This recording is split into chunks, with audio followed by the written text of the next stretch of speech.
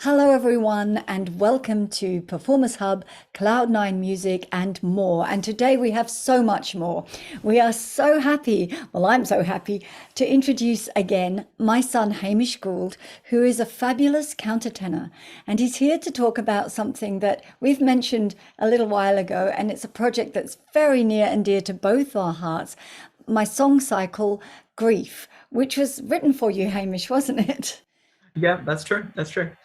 And so over the years, which has been about 8 years now, I think. Yeah, it was composed about 8 years ago Oh, now. I It's can't hard to believe, believe, really. I can't believe that.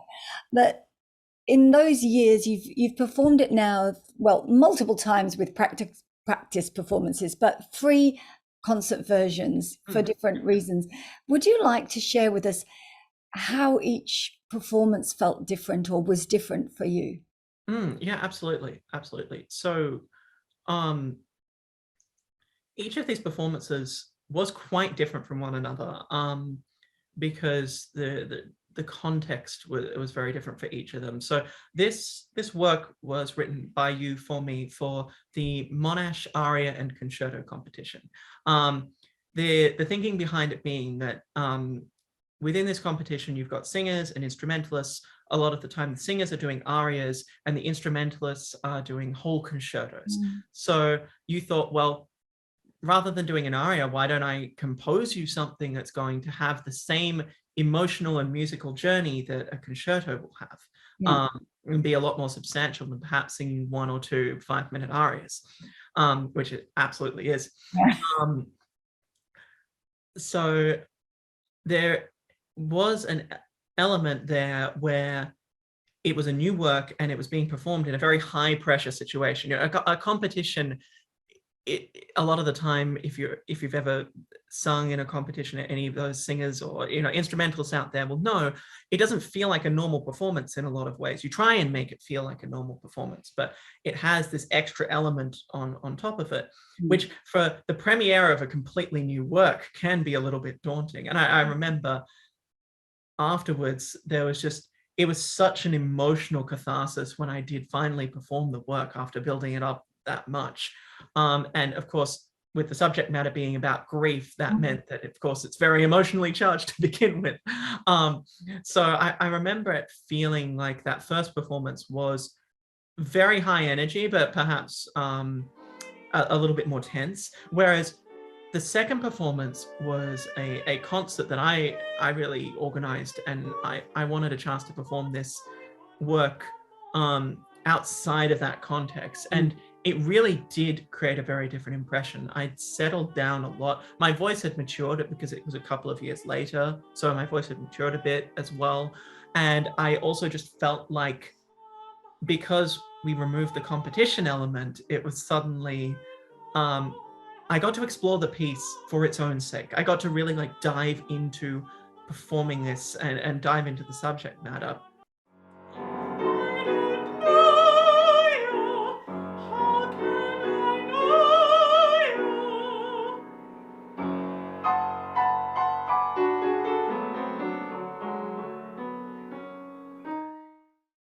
Um, Flash forward to a few years later, this year, and I performed the song cycle again at the Lyceum Club. Um, for those who don't know, Lyceum Club is sort of an exclusive club. So I was performing for its members. It wasn't a concert open to the public in the same way. So once again, very different context from the previous two performances. Um, but I think the biggest change for me was it had been a few years since then. My voice had changed a bit. We'd also, it hadn't been that long since we'd come out of COVID and lockdown and all of those things. And I was sort of, it had been a few months, to be fair, like nearly a year, but it's still finding, reestablishing myself as a performer after all of that. Mm. Um, and so that performance, I think, once again settled in its own way. I think what we found in that performance and what we're going to then have in the recording, because obviously that wasn't that long ago, is this sense of space in the cycle. Mm. Um, in those first two performances, we did have that to a point, but with all this like high emotional energy that was coursing through it, it has this kind of own momentum that kind of carries it through. I know I was a little too hasty, too quick to judge you. I'm sorry. Please help me. Help me.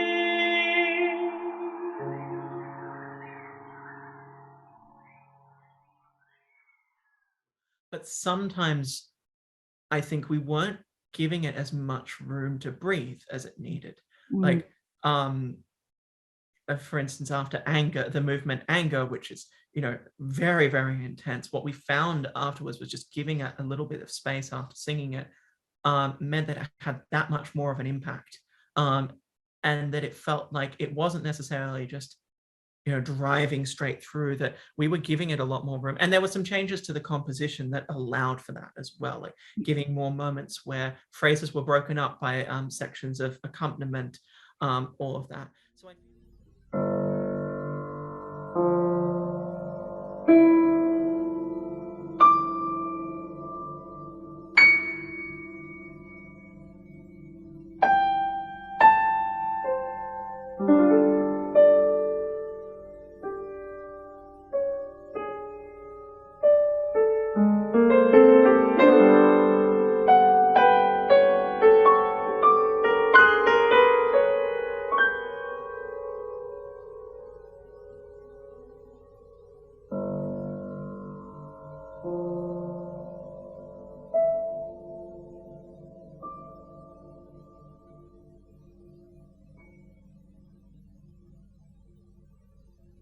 So I feel like the more we've performed it, the more it has become more grounded and settled down into a space where all of this very intense subject matter now has a lot more room to breathe. And that can be not only easier to perform, but also more impactful and feeling less like we're rushing it or anything like that. Not to say we were rushing it before, but it feels now like we're just giving it that extra space, I agree entirely. And I think now as you've grown a little bit older, you have, and also you are so intimately acquainted with this cycle now that you were able to have the courage to really allow each emotion its space, its time. Even though, I mean, I sat through the Lyceum Club and the depression stages, which, well, we're not going to give anything away, but actually, even though I'd written it, I was feeling quite uncomfortable, but nothing is stuck in its place, you never get stuck. It's a journey through, but you really allowed for each emotion to have its time and settle, and it was glorious, and the response of the audience was just, they were so intently focused. You could feel it. You could feel the atmosphere through every step of this journey. But afterwards, they were almost elated. It was like they just couldn't stop talking about it. And it was just really exciting to witness. So, yeah. I think coming back to what you said before about the whole, like, the depression moments having this kind of discomfort to them is very intentional from a musical standpoint. It can be really easy as a singer to try to like brush those off a little bit, try and just like get through them, because you feel that as a performer as well.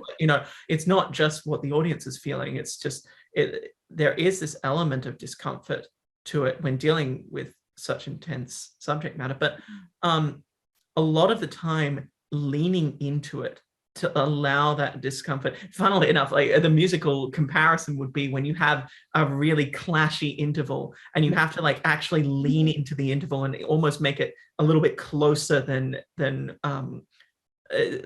almost a smaller interval than what you would sing otherwise, because it means that people really feel the clash and experience it, and that makes them want to experience the resolution more.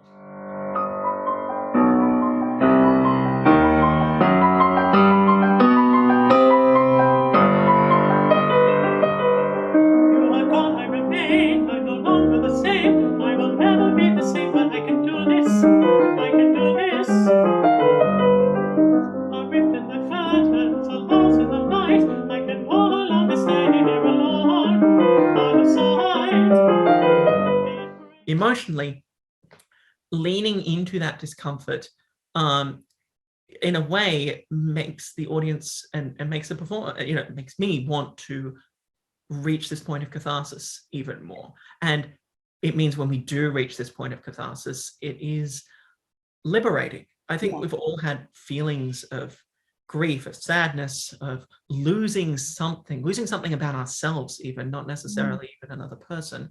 And having this in the form of a song cycle, in the form of a musical journey that you travel through, and then come out the other side of, can just be such a liberating experience, I think, for the performer and for the audience, Yeah, I felt that. And that was exactly the intention, was to honor every stage that people go through in grief, every emotion, but then give hope for a larger sense of life that is available, but we'll talk more about that another time, because unfortunately we're coming to the end of this interview.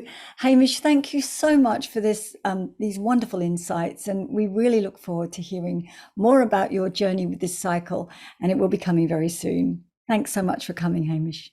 Thanks, everyone. Bye.